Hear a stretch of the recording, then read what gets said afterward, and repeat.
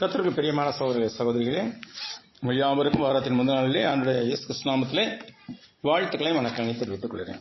இன்றைய நாளில் நாம் இஸ்ரவேல் ராஜாக்களின் வரலாற்றை 32வது வாரமாக ஆராய்ச்சி செய்து கொண்டிருக்கின்றோம்.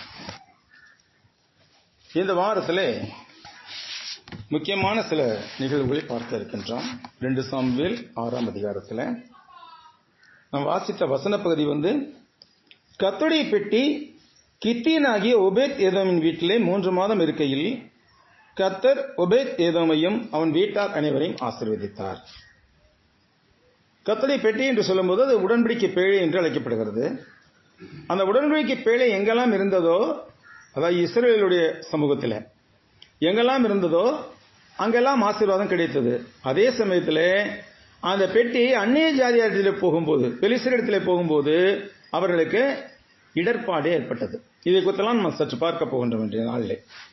6ஆம் அதிகாரத்தில் முதல் வசனத்தை சொல்லுகிறது, பின்பு தாவீது இஸ்ரவேல் எல்லாருக்குள்ளும் தெரிந்து கொள்ளப்பட்ட 30,000 பேரை கூட்டி, ஒரு 30,000 செலக்டட் பீப்புள், தேர்ந்தெடுத்த நல்ல ஒரு திறமை உள்ளவர்கள், வீரம் உள்ளவர்கள், போர் பயிற்சி பெற்றவர்கள், இந்த மாதிரி திறமையுள்ள ஒரு 30,000 பேரை கூட்டி, கேருபீன்களின் நடுவே வாசமாயிருக்கிற சேனையுடைய கர்த்தரின் நாமம் தொழுது கொள்ளப்படுகிற தேவனுடைய பெட்டியை பாளையத்திலிருந்து கொண்டு வரும்படி அவனும் அவனோடு இருந்த சகலரும் எழுந்து போய், கேருபீன்கள் நடுவிலே வாசமாயிருக்கிற தேவனுடைய பெட்டி. அது என்ன கேருபீன்கள் நடுவிலே வாசமாயிருக்கிற தேவனுடைய பெட்டி? அந்த உடன்படிக்கை பெட்டி நீளம் 3.25 அடி, அகலம் 2.25 அடி, உயரம் 2.25 அடி. அவ்வளவுதான், ரொம்ப பெருசுலாம் இல்லை. 3.25 அடி நீளம், 2.25 அடி அகலம், 2.25 அடி உயரம். அந்த பெட்டிக்குள்ள, அந்த பெட்டி முழுவதும் தங்க தகட்டினாலே வெளியில போடப்பட்டிருந்தது. சித்தி மரத்தில் செய்யப்பட்ட பெட்டி. அது சித்தி மரத்தில் செய்யப்பட்டு உள்புறமும் வெளிப்புறமும் தங்க தகட்டினாலே மூடப்பட்டிருந்தது, போர்த்தப்பட்டிருந்தது. அதோடு கூட அந்த பெட்டியின் உள்ளே வைக்கப்பட்டிருந்தவை என்னென்ன? தேவன் இஸ்ரவேல் மக்கள் கொடுத்த 10 கற்பனைகள் அடங்கிய கற்பலகை, அடுத்து ஆரோனின் தளிர்த்த கோல். ஆரோன் பிரதான ஆசிரியராக ஏற்படுத்தப்படுவான் என்பதற்கு அடையாளமாக எல்லாருடைய கையிலையும் காய்ந்த குச்சிகளை கொடுத்திருந்தார்கள், ஆரோனுடைய கை உட்பட. அப்ப தேவன் யாரை பிரதான ஆசிரியரை தேர்ந்தெடுக்கிறார் என்று பார்ப்பதற்காக, டெஸ்ட் பண்றதுக்காக கொடுத்தாங்க. அல்ல, ஆரோனுடைய கையில் இருந்த கோல் மட்டும் துளிர் விட்டு 2 இலையும் ஒரு முக்கம் விட்டது. அதனாலே அந்த ஆரோனுடைய தளிர்த்த கோல் ஆரோனுடைய ஆசாரியத்துவத்தின் நினைவாக அங்கே வைக்கப்பட்டிருந்தது. அடுத்து இஸ்ரவேல் மக்களை 40 ஆண்டுகளாக தேவன் மன்னாவினாலே போஷித்தார் இல்லையா?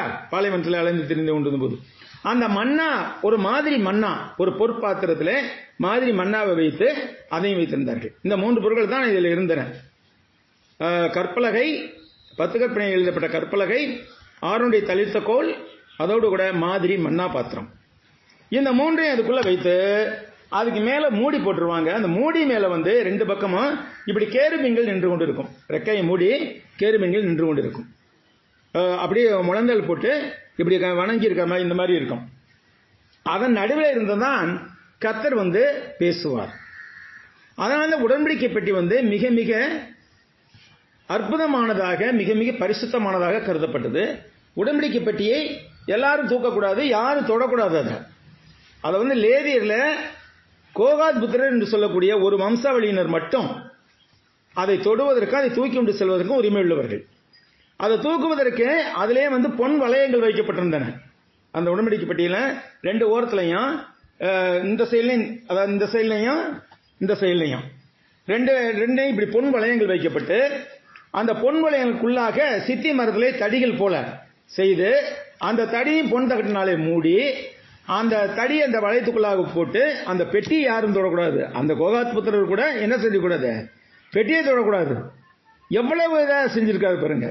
அப்ப அந்த குச்சியை உள்ளுக்கு விட்டு அந்த குச்சியை தான் தூக்கிட்டு போகணும்.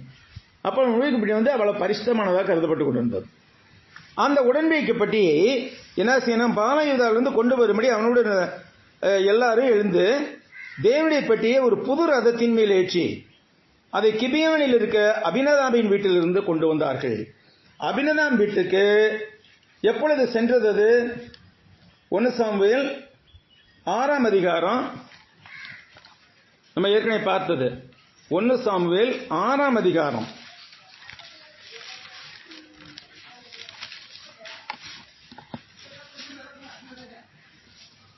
6ஆம் அதிகாரம் முதல் வசனம் பாருங்க. கர்த்தருடைய பெட்டி 6 மாதம்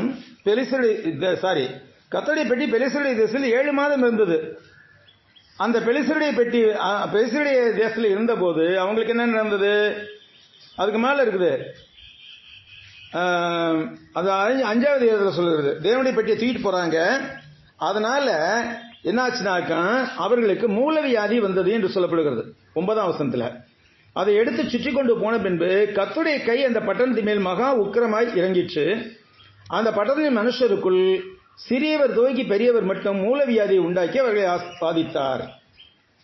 தேவனுடைய மக்கள் இருக்கிற இடத்துல பெட்டி இருக்கிற போது அந்த குறிப்பிட்ட அந்த மக்களுக்கு ஆசீர்வாதம் கிடைத்தது.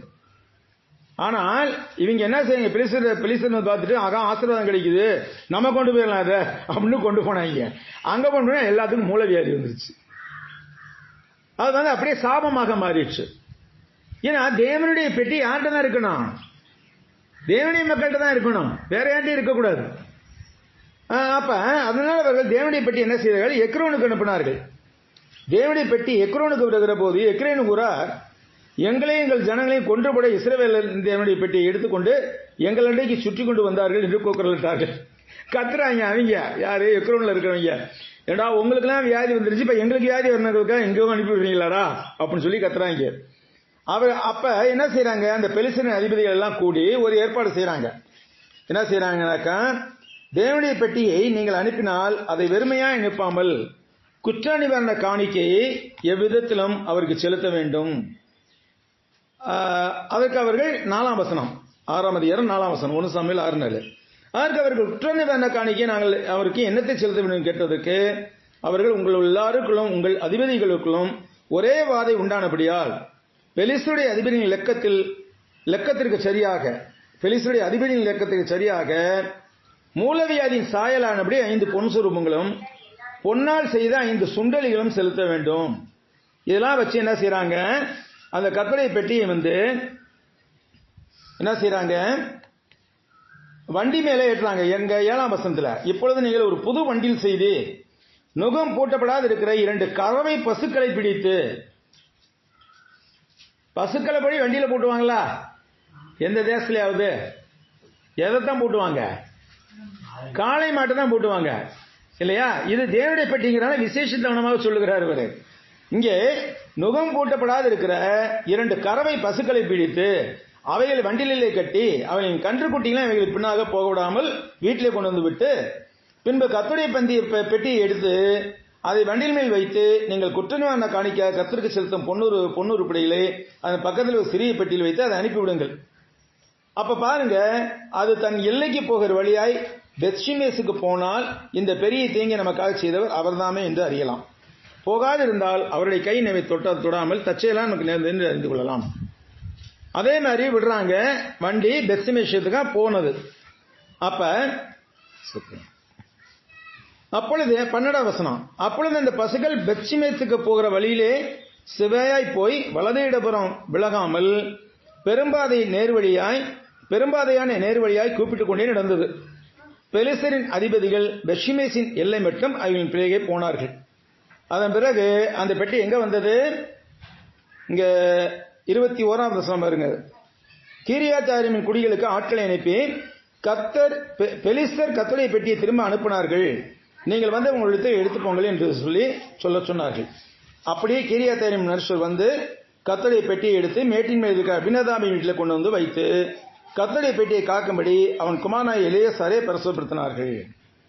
அபினதாப் வீட்டில் வைத்து அபினதாவின் மகன் எலியாசாரை அந்த பெட்டியை பாதுகாக்கணும், அந்த பெட்டிக்கு செய்ய வேண்டிய காரியங்கள் எல்லாம் செய்யணும் சொல்லி நியமிச்சாங்க. பெட்டி கீரியாத்தாயிமிலே அநேக நாள் தங்கி இருந்தது. 20 வருஷம் இங்க இருந்தது. இப்பதான் இங்க வர்றோம், 2 சாமுவேல் 6க்கு வர்றோம். அப்படி இருக்கிற பெட்டியை திருப்பி எடுத்துக்கொண்டு வரணும் அப்படின்னு சொல்லிட்டு தாவீது திட்டம் போடுறார்.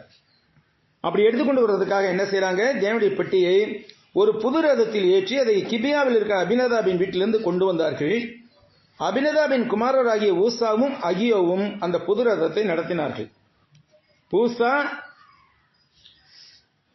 அகியோ இந்த 2 பேரும் அபினதாபுடைய மகன்கள். இவங்க என்ன செய்யறாங்க, அந்த பெட்டியை நடத்தினாங்க. அவர்கள் தேவனுடைய பெட்டியை ஏற்றி அதை கிபியாவிலுக்கு அபினதாபின் வீட்டிலிருந்து நடத்தி கொண்டு வருகிற போது அகியோ பெட்டிக்கு முன்னால் நடந்தான்.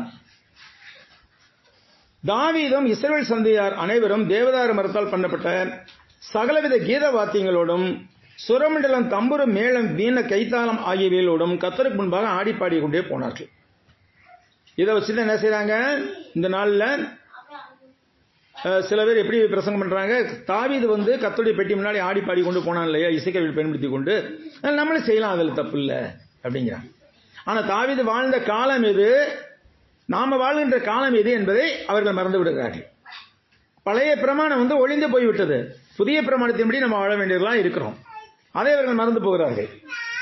அப்படி செஞ்சு என்ன செய்யறாங்க, அவர்கள் தாகோனின் களம் இருக்கும் இடத்துக்கு வந்த போது மாடுகள் மிரண்டு பெட்டியை எசைத்தபடினால், அந்த இடத்துல மாடுகள் ஏதோ ஒரு காரணத்தினால மிரண்டு போய் பெட்டியை அசைத்தபடினாலே என்ன ஆகுது, ஊசா பெட்டியை அசைத்தபடினால் ஊசா தேவனுடைய பெட்டியினிடமாய் தன் கையை நீட்டி அதை பிடித்தான். இந்த இடத்துல ஊசா என்ன செய்ய, ஊசா பெட்டியை தொடக்கூடாது ஆக்சுவலா. ஆனா ஊசா பெட்டியை விழுந்துருமே அப்படிங்கிற அக்கறையோட, இதுல என்ன தவறு இருக்குது? ஊசா பெட்டி விழுந்துருமேங்கிற அக்கறையில என்ன செய்யறான், பெட்டியை ஆடுற பெட்டியை கொஞ்சம் தடுத்து நிறுத்தினான். ஆனா அது தேவனுடைய பார்வைக்கு ஆகாத காரியமா இருந்தது. தேவன் சொல்லி இருந்தது என்ன, வேற யாரும் என்ன செய்யக்கூடாது, பெட்டியை தொடக்கூடாதுன்னு சொல்லியிருந்தார். அப்ப அது ஆடினாலும் அதை விலை செய்யாமல் இருக்க கர்த்தரால் முடியும். அதனால கர்த்தருடைய கற்பனை முக்கியம் என்பதை அவன் மறந்து விட்டான். அதனால என்ன செய்யறாரு, அப்பொழுது கர்த்தருக்கு ஊசாமின் மேல் கோபம் உண்டது. அவனுடைய தூய்மை நிமித்தம் அவனை அங்கே அவர் அடித்தார். அங்கே அவன் தேவனுடைய பெட்டி அண்டையில் செத்தான். இதுக்கு முன்னால் ஒரு தடவை பார்த்திருக்கிறோம். நாதாப், அபியூ 2 பேரும் என்ன செய்யறாங்க, அந்நிய அக்னியை கொண்டு கர்த்தருடைய பெட்டியை, கர்த்தருடைய உடன்படிக்கை கூடாரத்தில் அந்நிய அக்னியில சாம்பிராணி போடுறாங்க. நெருப்புக்கு அழுக்கு இல்லைன்னு சொல்லுவாங்க. ஆனாலும் கூட நெருப்பு அங்கேயே தயாரிக்கப்பட வேண்டும் இருக்கார் ஆண்டவர். நெருப்பை இன்னொரு இடத்துல இருந்து கொண்டு அங்க கொடுக்க கூடாது எனக்கு, அது அந்நிய அக்னி அப்படிங்கிறாரு. ஆனா நீங்க என்ன செய்யணும், நாதாப், அபியூ 2 பேரும் வேற இடத்துல இருந்த நெருப்பை கொண்டு உடன்படிக்கை கூடாரத்துக்கு கொண்டு வர்றாங்க. ஆனா அந்த இடத்துல அவங்கள 2 பேரும் சாகடிக்கிறார். கற்பனைகளை கச்சிதமாக அவர் சொன்னபடியே கடைபிடிக்க வேண்டும். அதை நம்ம இஷ்டத்துக்கு என்ன செய்யக்கூடாது, மாற்றக்கூடாது. பிரியமானவர்களே, நம்முடைய வாழ்க்கை எப்படி இருக்கிறது? தேவனுடைய கற்பனைகளை நாம் அநேகம் கற்றுக்கொண்டிருக்கிறோம். அதை நாம் வலதுபுறம் இடதுபுறம் விலகாமல் நாம் சரியாக கடைபிடிக்கிறோமா, அல்லது நம்ம சௌரியத்துக்கு வளைச்சுக்கிட்டு முடிஞ்சா பார்ப்போம், இல்லாட்டி விட்டுறலாம் அப்படின்னு சொல்லி நினைச்சுட்டுறோம்? அதுக்கு நிச்சயமாக கர்த்தரிடத்தில் தண்டனை கிடைக்கும். ஏன்னா இதெல்லாம் முன்பு எழுதியிருக்க நமக்கு போதனையாகவும் படிப்பினையாக எழுதியிருக்கிறது. அப்ப அங்கே கர்த்தருக்கு ஊசாமின் கோபம் உண்டது. அவனுடைய துணிவி நிமித்தம் தேவன் அங்கே அவனை அடித்தார். அவன் அங்கே தேவனுடைய பெட்டி அண்டையில் செத்தான். அப்பொழுது கர்த்தர் ஊசாவை அடித்தது நிமித்தம் தாவீது விசனப்பட்டு அந்த ஸ்தலத்திற்கு இந்நாள் மட்டும் வழங்கி வருகிற பேரேஸ் ஊசா என்னும் பெயரிட்டான். என்ன செய்றீங்க,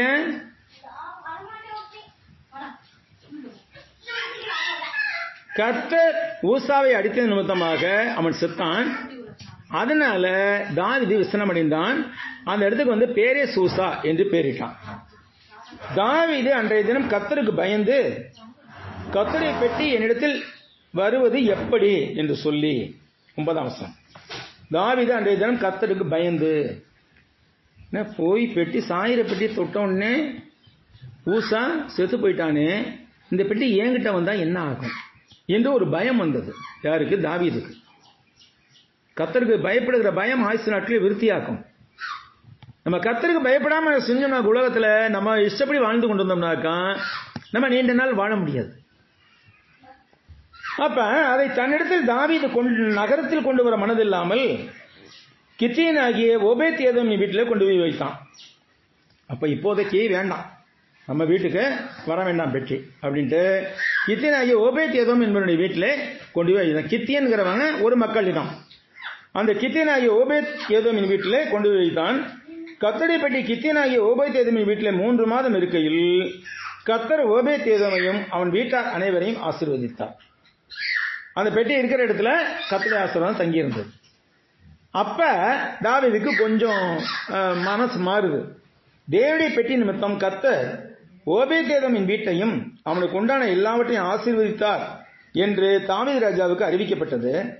அப்பொழுது தாவீது தேவனுடைய பெட்டியை ஓபேத் ஏதோமின் வீட்டிலிருந்து தாவீதின் நகரத்துக்கு மகிழ்ச்சியுடனே கொண்டு வந்தான்.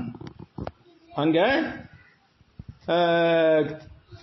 அவனுக்கு ஓபேத் ஏதோமுக்கு ஒண்ணுமே நேரல அப்படின்னு தெரிஞ்ச போது என்ன செய்யறான்? மகிழ்ச்சியோடு தன்னுடைய நகரத்துக்கு கொண்டு வந்தான் தாவீது. இதை எப்படி கொண்டு வந்தான்னு பாருங்க. கர்த்தருடைய பெட்டியை சுமந்து போகிறவர்கள் 6 தப்படி நடந்த போது மாடுகளையும் கொளுத்த கடாக்களையும் கொளுத்த ஆட்டுக்கடாக்களையும் பலியிட்டான். ஒவ்வொரு 6 தப்படிக்கும் கொளுத்த காளைகளையும் கன்றுகளையும் பலியிட்டான் தாவீது.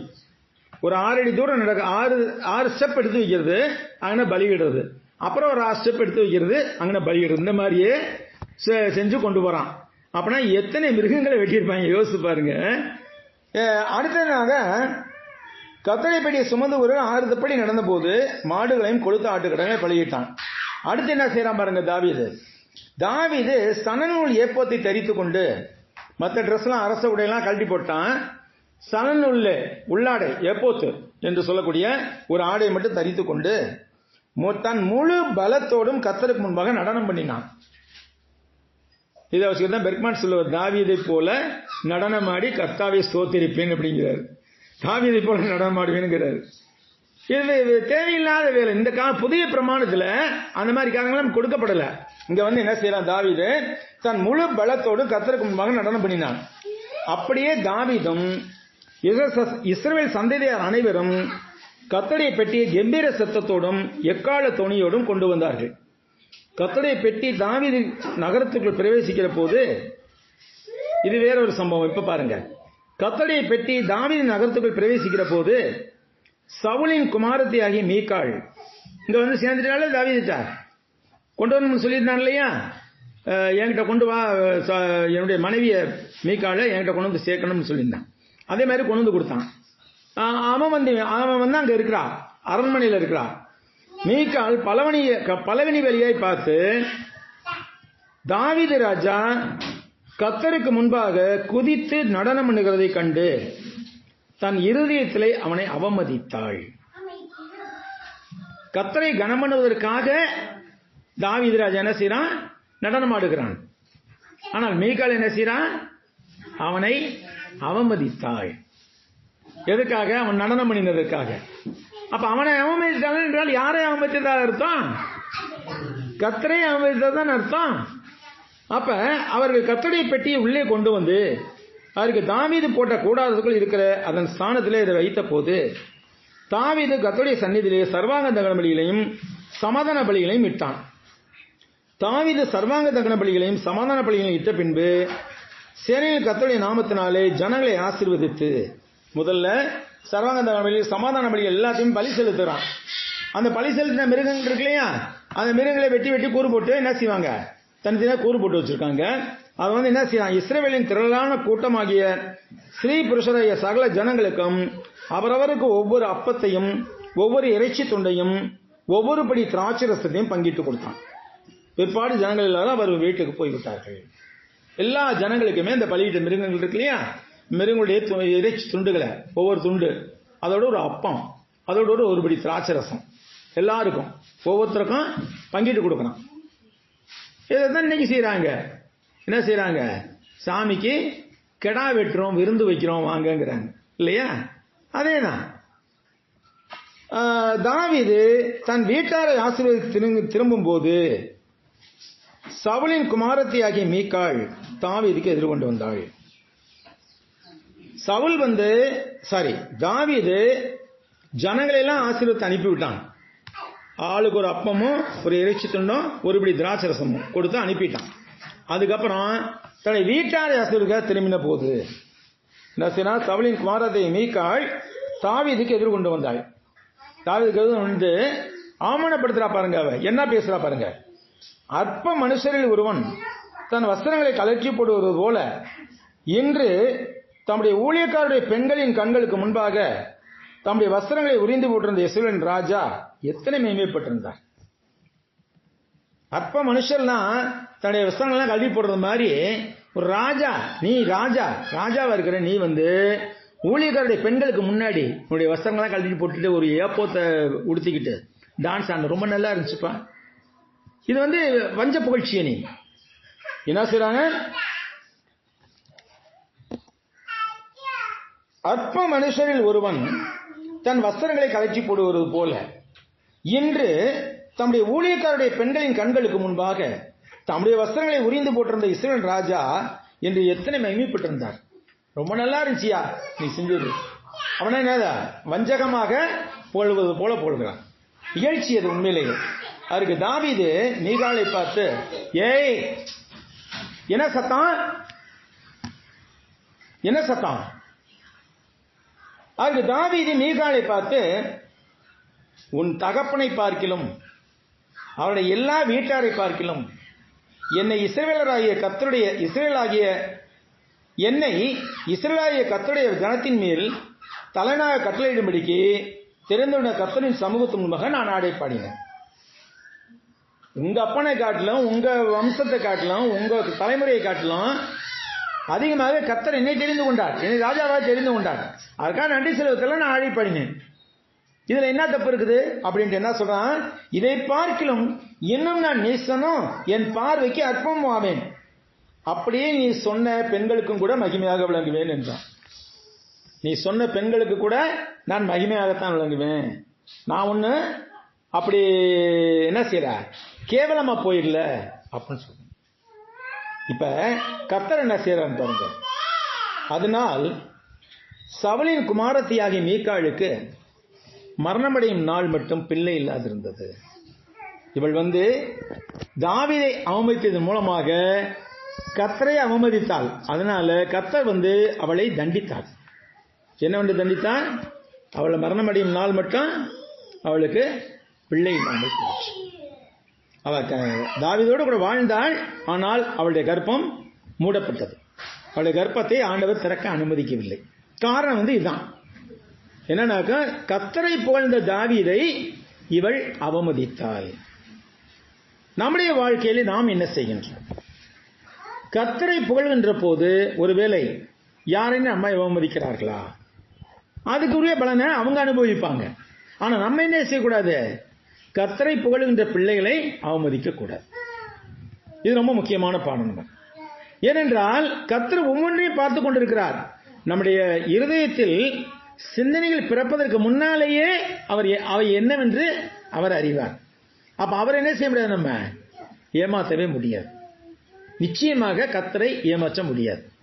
அப்ப நம்முடைய இருதயத்தின் நினைவுகளும் யோசனைகளும் கர்த்தருடைய சமூகத்தில் எப்பொழுதும் அவருக்கு பிரியமானவைகளா இருக்க வேண்டும். நம்ம இஷ்டத்துக்கு வாழ்ந்து கொண்டு நம்ம கர்த்தரிருந்து ஆசீர்வாதத்தை பெற்று விடலாம் என்று நினைக்க முடியாது.